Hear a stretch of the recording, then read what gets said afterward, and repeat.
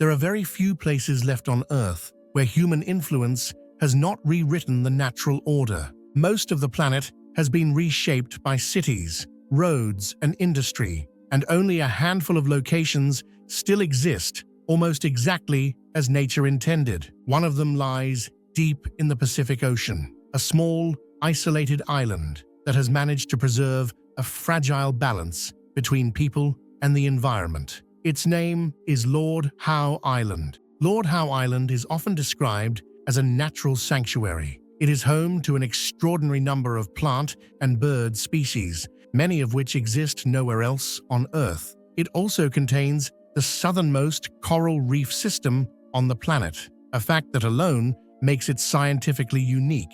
The island was formed by volcanic activity and has a distinctive curved shape, often compared to a boomerang. At its widest point, it measures just under 2 kilometers. From end to end, it stretches roughly 10 kilometers. Geographically, Lord Howe Island sits in the Tasman Sea between Australia and New Zealand, but it is much closer to Australia. Sydney lies approximately 700 kilometers away. Despite its isolation, the island is an Australian territory and operates under its own local government. There are no cities here, only small settlements carefully integrated into the surrounding landscape. Over millions of years, erosion has dramatically reduced the island's size. Today, its total area is about 14 square kilometers, and natural forces continue to reshape its coastline. Scientists believe that far in the future, the island may eventually disappear beneath the ocean. For now, however,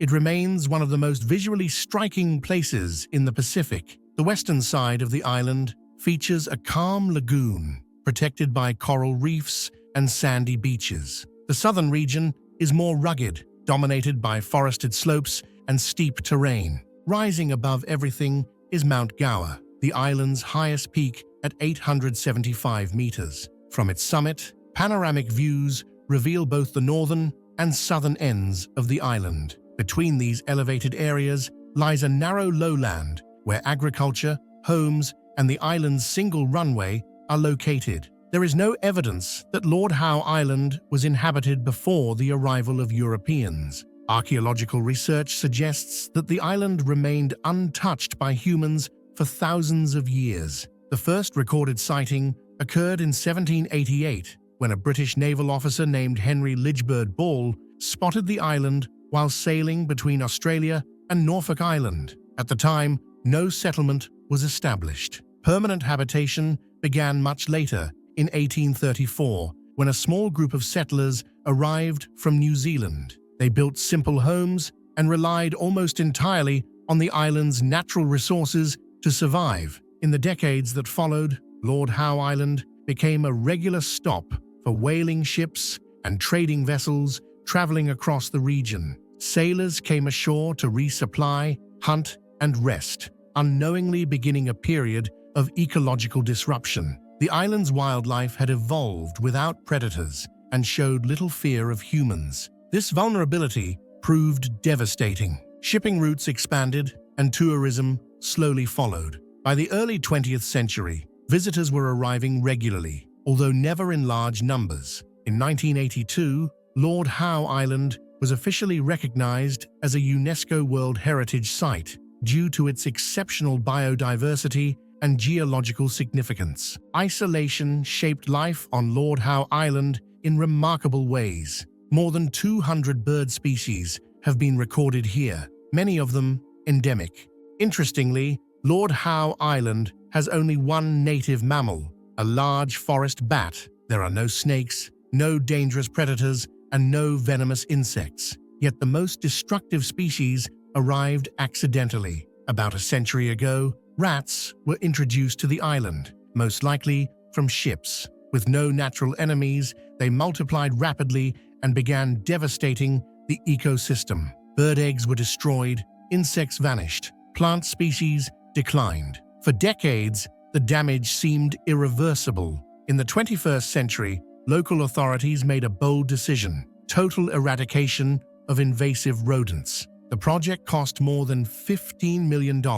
and required meticulous planning. By 2019, Approximately 350,000 rats and mice had been eliminated. The recovery was almost immediate. Bird populations rebounded. Insects returned. For the first time in decades, residents heard crickets at night. By 2021, the island was officially declared rodent-free, one of the most successful ecological restoration projects ever completed on an inhabited island. Lord Howe Island's plant life is just as extraordinary. Out of 209 documented plant species, around 70 are found nowhere else on Earth. The most famous is the Kentia palm. During the Victorian era, this palm became a symbol of wealth and prestige in Europe and North America. Strict export controls, slow growth rates, and limited seed production keep the palm valuable even today. It remains one of the island's primary economic resources, second only to tourism. The permanent population of Lord Howe Island is just over 380 people. Many are descendants of the original settlers. In the 1980s, long before the term over-tourism became common, residents recognized the danger of uncontrolled growth. They voted to impose a strict limit on visitors. At any given time, no more than 400 tourists are allowed on the island. This policy remains in place today and has preserved the island's character, though it has also driven up costs. There are no budget accommodations or campsites. Rules extend beyond tourism. Cars are restricted, air conditioning is banned. Even cutting a tree branch or repainting a house requires approval. Water is collected from rainfall. Supplies arrive by ship every 2 weeks. Organic waste is composted, and nearly all other waste is shipped back to the mainland. Despite its isolation, Lord Howe Island has everything needed for daily life: a school, a small hospital, shops, a museum, and even a local radio station. There is no public transportation. Bicycles are the preferred way to get around. Nearby lies Ball's Pyramid, a towering volcanic spire rising more than 560 meters from the ocean. It is the tallest sea stack in the world and was once believed to be lifeless. In 2000, scientists made a remarkable discovery there. A stick insect species thought to be extinct was found alive. Today, Lord Howe Island attracts travelers seeking silence, not spectacle. There are no cruise ships, no crowds, no shortcuts. What truly sets the island apart is not its beauty, but the choices its people have made. They chose limits over growth, balance over convenience, preservation over profit. In a world moving faster every year, Lord Howe Island stands as a reminder. Sometimes the most powerful progress begins with restraint. Explore more wonders of our planet.